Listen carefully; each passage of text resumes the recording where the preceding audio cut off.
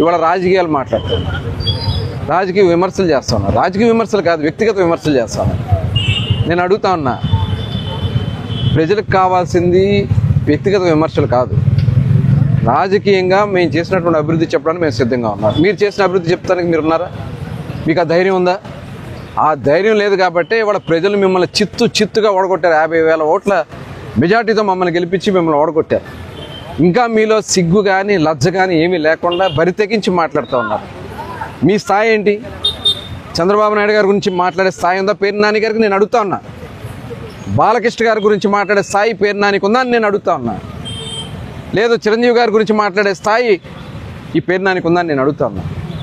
ఆనాడు మీకు ఇష్టం ఉంది కదా, అధికారం ఉంది కదా అని చెప్పి కళ్ళు నెత్తికెక్కి డైరెక్టర్ని ఇంటి దగ్గర పిలిపించుకుని వాళ్ళని డోర్ల దగ్గర వెయిట్ చేయించుకున్నటువంటి చరిత్ర మీది. ఇవాళ ఆ నాయకుల్ని, ఆ సినిమా హీరోల్ని గౌరవించి వాళ్ళకు ఒక సముచిత స్థానం కల్పించి సినిమా ఇండస్ట్రీని నిలబెట్టాలని తపన పడుతున్నటువంటి వ్యక్తి నారా చంద్రబాబు నాయుడు గారు. వాళ్ళకి మరి పవన్ కళ్యాణ్ గారు కూడా ఈరోజు సపోర్ట్ చేస్తూ ఉన్నారు. ఆ రోజు చిరంజీవి గారిని మీరు అవమానించారు. ఆ రోజున మీరు సినిమా హీరోలందరినీ కూడా గేట్ దగ్గర ఆపేస్తే అక్కడి నుంచి నడుచుకుంటూ వచ్చినటువంటి సందర్భాన్ని మనం చూసాం. అంటే టికెట్ల పేరుతో, రేట్ల పేరుతో థియేటర్ యాజమాన్యాన్ని, అట్లాగే ఆ రోజు ఉన్నటువంటి హీరోల్ని ఇబ్బంది పెట్టి లబ్ధి పొందాలి, మీ కాళ్ళ దగ్గర తెచ్చుకోవాలని చెప్పి ఆ రోజు జగన్మోహన్ రెడ్డి గారు ఇచ్చినటువంటి డైరెక్షన్లో పేర్ని నాని గారు పనిచేశాడు. ఇవాళ ఆయన నీతి కౌరులు మాట్లాడుతూ ఉన్నాడు. ఇవాళ ఖచ్చితంగా ప్రజలు ఎవరో చూస్తూ ఊరుకోరు, చాలా సమన్వయంతో ఉన్నారు. ఇవాళ హీరో ఫ్యాన్స్ అందరిని కూడా నేను మనస్ఫూర్తిగా అభినందిస్తా ఉన్నా.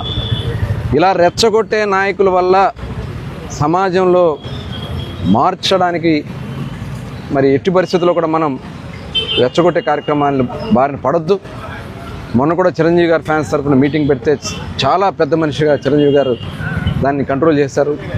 అలాగే బాలకృష్ణ గారు కూడా ఇవాళ నిజంగా వాళ్ళ ఫ్యాన్స్ని కానీ వాళ్ళు కానీ రెచ్చగొట్టే కార్యక్రమాలు చేస్తే సోకాల్డ్ నాయకులు ఎవరు కూడా ఇళ్లలో ఉండరు, తరిమి కొడతారు, బట్టలోడు తీసి కొడతారు.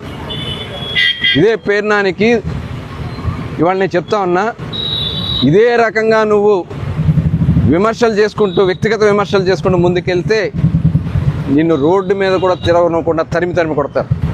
అది గుర్తుపెట్టుకోవాలి పేర్ని నాని గారు. ఇవాళ ఏదో మైక్ ఉంది కదా, నేను ఇష్టం వచ్చినట్టు మాట్లాడితే ఏమవుద్ది? మీరు చేసినటువంటి పాపాలన్నీ బయటకు వస్తున్నాయి. ఈరోజు బియ్యం పాపం, మీ అకౌంట్లో డబ్బులు పడినాయి. ఎందుకు పడినాయి? మీ అకౌంట్లో డబ్బులు ఎక్కడి నుంచి వచ్చినాయి?